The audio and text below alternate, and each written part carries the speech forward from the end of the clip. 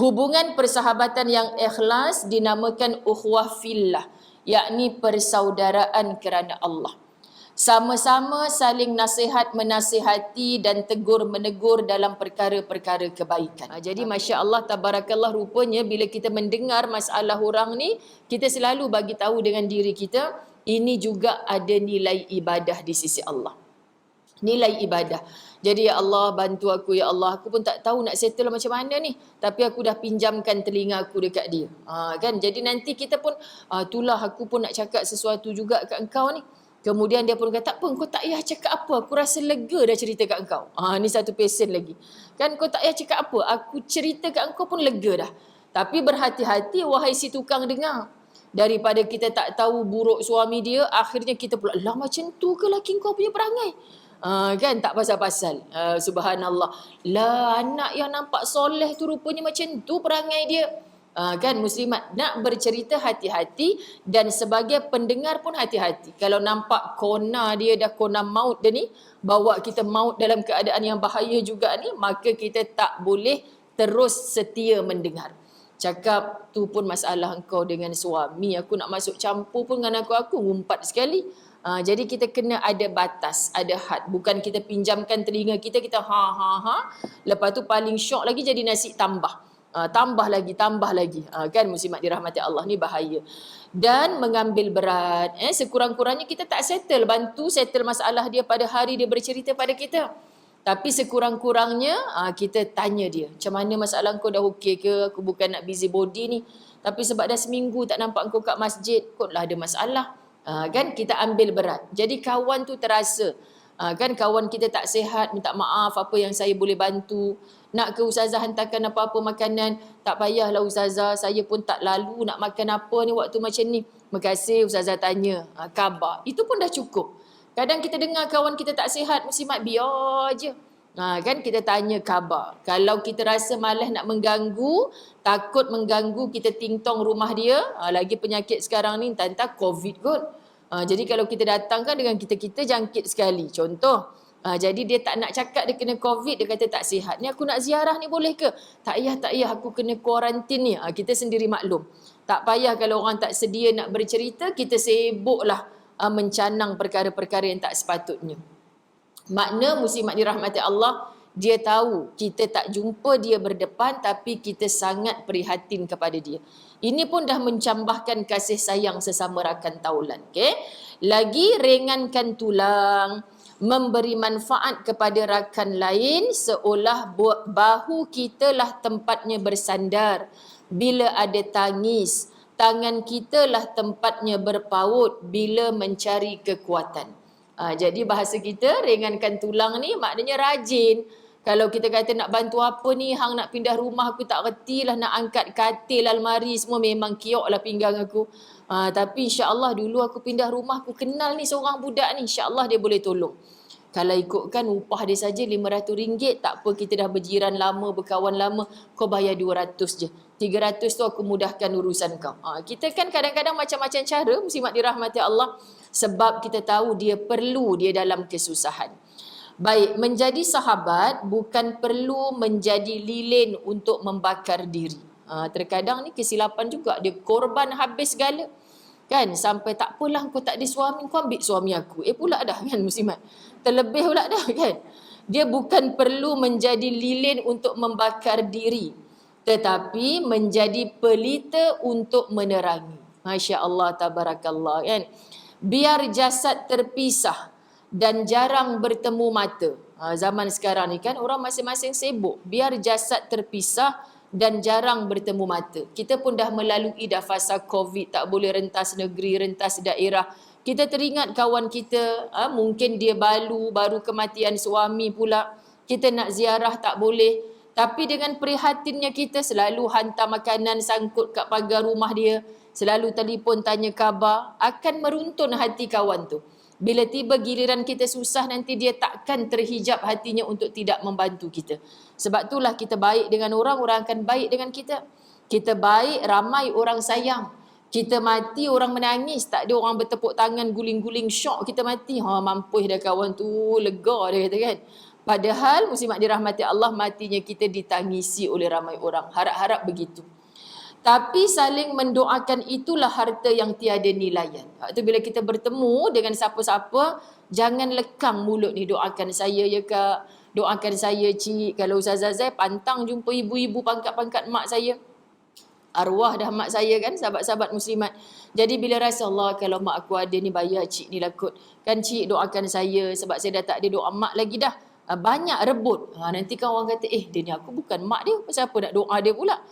Ni orang yang silap. Sedangkan pertama kali bertemu, saya kalau kuliah di mana-mana tu suka sebut, bukan saya nak berkuliah sangat, tapi lebih nak mencantum ukhuwah fillah. Sebab saya tahu ini bukan jadual bulanan saya, bukan pula jadual mingguan saya. Datangnya mungkin tak lepas datang ni bertahun pula tak jumpa kot. Jadi tak layak nak sebut kuliah. Sebab guru-guru mereka yang mingguan tu lebih patut kan menghantarkan ilmu yang daripada kitab ke kitab, mereka menelaah satu-satu kitab. Ustazah hanya sekadar bersembang nasihat. Jadi rugilah kalau kita tak ambil manfaat. Sekali tu kita bertemu, kita tak boleh plan bila lagi sebab jarak yang jauh. Kan jumlah yang ramai contoh. Maka kita ambil peluang. Walaupun hari ni kita tak tahu lagi berpisah, ada tak lagi pertemuan. Kalau tak bertemu di dunia, mudah-mudahan Allah jumpakan kita di syurga. Tapi yang paling indah, contoh saya dah sampai. Baru ni saya di Kedah ni, masuk dekat bendang-bendang mana dah. Ya Allah Tuhan. Sampai kita naik kereta, bang, kenapa kaki awak angkat tu? Ustaz kata kan, macam rasa kita nak masuk dalam bendang tu. Kan macam sempit jalan muslimat. Kalau cerita kat orang, sombong, mentang-mentang jalan raya, rumah dia dah memang rumah kita depan jalan raya. Jadi bukan nak kata sombong tu, boleh ke tidak ni, boleh ke tidak. Tapi dah turun tak mau naik balik dalam kereta. Allah, sedapnya mata memandang betul-betul bawah Gunung Jerai. Dengan bendang terbentang warna hijau, kan? Ini kalau suruh kuliah 3 jam pun sanggup rasanya ni. Nasib baik orang nak nak melaungkan azan asar. Jadi minum pula sambil buka pintu nampak bendang. Masya Allah kan. Jadi saya tak bila lah lagi nak datang kat sini ya cik, tak tahulah bila. Jadi doakan saya. Rugi muslimat dirahmati Allah bila kita bertemu dengan sahabat-sahabat kita, kita tak minta doa. Sebab saya kata setiap kali nanti saya lalu kat tepi bendang, walaupun saya pergi Sabak Bernam, bukan kat Kedah ni saya pergi, mungkin saya akan teringat. Allah, ingat lagi bang, ingat tak yang kita pergi ceramah dekat tengah bendang tu? Kan yang kita rasa macam kereta kita macam nak masuk dalam bendang tu. Sihat ke makcik-makcik kat situ? Dia akan teringat. Teringat itulah doa. Jadi jangan pernah memutuskan apa-apa sahaja peluang untuk kita bertemu berukhuwah semata-mata mengharapkan keredaan Allah. Itulah doa yang paling bernilai. Bila saling berkirim doa, kasih sayang terpaut kerana cintakan Allah. Bukan adik-beradik, bukan pernah berjiran tetangga, tapi sebab jumpa kerana Allah ni sahabat luar biasa lain. Saya selalu sebut di mana-mana, hasil kuliah saya yang harian daripada kitab Latahzan, Fasabrun Jamil, tak pernah berdepan muka. Tapi bila jumpa tu rasa macam saling faham. Tak tahulah kenapa, erat pelukan, rasa tak nak berpisah, rasa siap boleh bertanya, anak yang sakit hari tu sihat. Kita dengar dia sembang, mana dia tahu? Ada ustazah hari tu dia komen, tolong doakan anak saya masuk ward, tak sihat. Ingat lagi makcik ni. Kita tak ingat dah. Nak ceritanya apa? Sebab menadah ilmu yang sama. Bermatlamat sama, berfikrah sama. Ini indahnya ukhuwah fillah. Dia tak samakan ustazah macam kita jumpa kawan-kawan yang sekejap parti sana, parti sini, huha-huha. Salam pun tangan tak berapa erat. Tangan cantum kat orang lain, mata pandang orang lain. Ini tak berapa syok muslimat dirahmati Allah. Tapi bila bertemu, bukan busybody ni. Bukan jaga tepi kain orang. Tapi rasa anak yang tak sihat tu, okey dah ke? Ya Allah, saya setiap kali solat teringat nak doakan anak awak tu. Rasa kita macam mana kalau anak kita sakit. Seorang melekat hatinya. Muslimat dirahmati Allah. Sebab apa? Sebab kita tahu kawan kita pernah berduka. Kawan kita pernah bersedih. Kalau kita tahu dia sedang dalam gembira, hari tu terima menantu, sihat ke menantu, seronok dia, kita sentuh hatinya. Ini adab dalam bersahabat. Bukan terpaut kerana punya kepentingan. Ni tengok kat Facebook kereta besar ni. Kalau kawan dengan dia boleh tumpang selalu ni. Rupa-rupanya lepas kita 3 kali tumpang, datang kereta kecil pula. Kereta yang biasa saya tumpang tu mana? Tu kereta bos saya, Ustazah, pinjam. Kan? Nyesal aku kawan dengan dia ni. Sebab dah memang awal-awal ada kepentingan. Sebab tu media sosial ni, dunia ni sangat menipu. Muslimat dirahmati Allah. Kalau kita pandang, nak tengoklah PM tepi. Dia ni siapa sebenarnya? Ni orang kaya ni, kalau kawan dengan dia ni bagus ni. Kan? Ustazah Zai cakap tauhid terang je lah, sahabat-sahabat dirahmati Allah. Kadang-kadang gurau dengan sahabat-sahabat rakan-rakan pendakwah kan. Kau ramai anak murid, cuba kau intai dia. Ada kereta berapa biji kan. Ada rumah besar mana kan. Dah kenapa nak kena intai-intai pula? Kok lah nanti kau nak bina madrasah, senang dia jual rumah dia satu jual. Saya kata yang paling banyak rumah tu lah yang tak paling banyak menyumbang. Sekian dimaklumkan. Macam itulah sahabat dirahmati Allah. Jadi jangan ada kepentingan. Jangan, subhanallah. Sebab saya melihat dengan mata sendiri. Wah, Ustazah nak bina surau kan. Ni cerita ni memang saya tak boleh lupa. Bawa ke mana-mana. InsyaAllah, Ustazah, saya memang plan nak bagi 1 juta terus. Kan?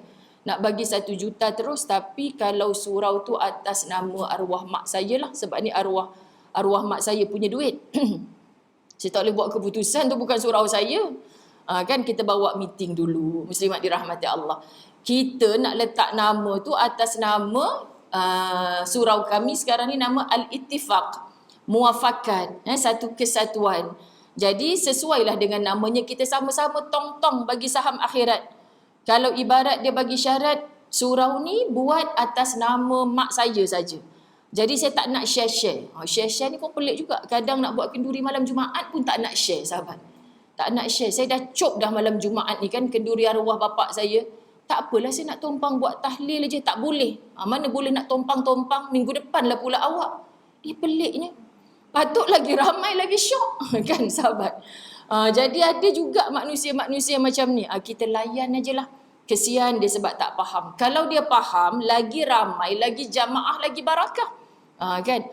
Saya niat minggu ni kenduri arwah mak saya nak dah tempah catering satu kepala RM50 ni.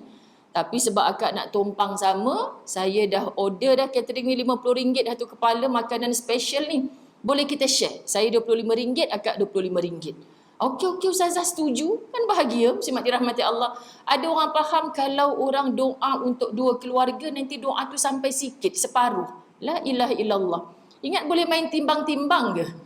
Ini kerjanya Allah. Ikhlas doanya sampai. Bukan soal kau malam tu jamu biryani kambing ke, roti kosong ke, bukan.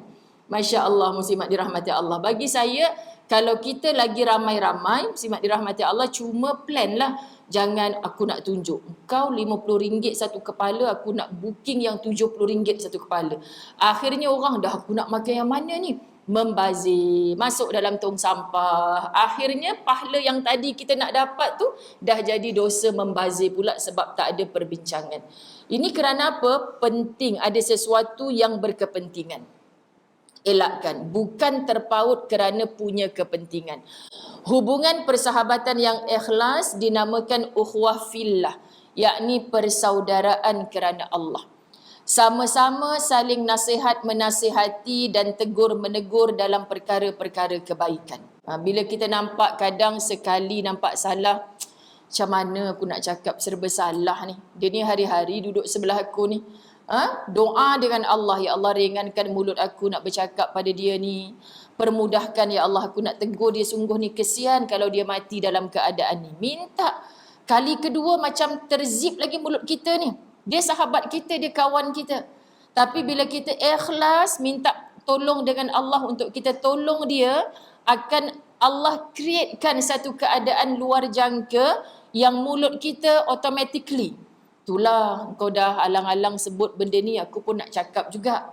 Faham tak? Kadang-kadang Allah wujudkan suasana macam tu. Ustazah macam tahu-tahu je masalah saya. Bukan masalah tahu tak tahu. Banyak kali dah Ustazah perasan. Tapi kali ni dah alang-alang kau sebut, Ustazah sebutlah sekali. Ustazah cakap lah. Kan? Jadi kita nampak berkat doa kita yang bukan nampak salah. Kak, ni tak boleh macam ni kak. Ahli neraka ni kalau macam ni perangai. Orang takkan dekat dengan kita muslimat. Kita rasa nak tegur masa tu juga. Tapi ya Allah, kalau aku cakap dia tengah bahagia-bahagia ni kan kacau pula mood dia. Dia tak bahagia pula berkawan dengan aku ni. Ambil masa dulu. Mudahkan ya Allah, lembutkan hati dia ketika mendengar, lembutkan hati aku ketika nak bercakap. Takut aku ni ada nada sombong ni, aku duk rasa aku je betul, memang nampak salah dia saja. Ini yang menyebabkan silaturahim, ukhuwah boleh tercalar. Muslimat, kerana kita bersahabat mengharapkan pertemuan di syurga Allah. Apa sangatlah menjadi sahabat hanya ingin bahagia di dunia fana. Untung sejak bersahabat dengan orang tu boleh tumpang kereta dia selalu, kereta besar pula tu. Dia pula hari-hari hantar makanan kat kita. Kita nampak yang itu sajalah, yang benda-benda akan fana. Tapi cuba kita cari sahabat yang Allah sejak kawan dengan dia ni, nak marah tapi banyak bersabar. Kan? Tengok muka dia jadi sejuk. Tengok muka dia, alah tak payahlah. Kalau akak jadi engkau, akak lupakan je. Lama mana kita nak hidup, dah ada jantung, penyakit, kan? Kencing manis, darah tinggi, 3 serangkai semua ada dah. Tinggal menunggu saat je kita ni. Kan dunia akan babai dah dengan kita, kita akan babai dengan dunia. Sebab tu orang-orang muda selalu cakap apa kat kita? Mak ni, sabar, maafkan. Kan? Sebab apa? Sebab mak memang dah mak. Dulu masa mak macam kamu muda-muda, mak pun sing-sing lengan juga. Mak pun tak sabar juga. Tapi sebab logik akalnya, mak ni memang dah dekat nak mati dah. Kalau mak marah-marah lagi naik darah tinggi mak ni. Baik mak maafkan ajalah. Anak kita pula marah. Kan muslimat dirahmati Allah. Sebab masanya akan tiba. Masanya akan datang. Untuk apa? Untuk kita dipilih oleh Allah Subhanahu Wa Taala memahami dunia ini wajib untuk kita tinggalkan. Itu maksud fana, pasti akan binasa. Terkadang kita punya rakan yang suka meminjam wang. Ada juga pesen macam gini. Kita pun, Ustazah betul. Saya dah tu. Sebelah ni Ustazah, saya nak pinjam duit aja. Contoh. Tapi tak cakap lah sekarang ni kan, muslimat. Sebab datang kuliah sama-sama tadi, contoh. Okay? Bantu hanya setakat yang kita mampu. Setakat yang kita mampu. Cakap terus terang, walaupun BFF macam mana pun, dah seminggu sekali pinjam 1,000, kita pun tak mampu, sahabat-sahabat. Cakap elok-elok padanya. Ni bahasa Ustazah Zai. Nasihati dia. Sebab sayang kita padanya, maka kita hanya akan bantu sedaya kita.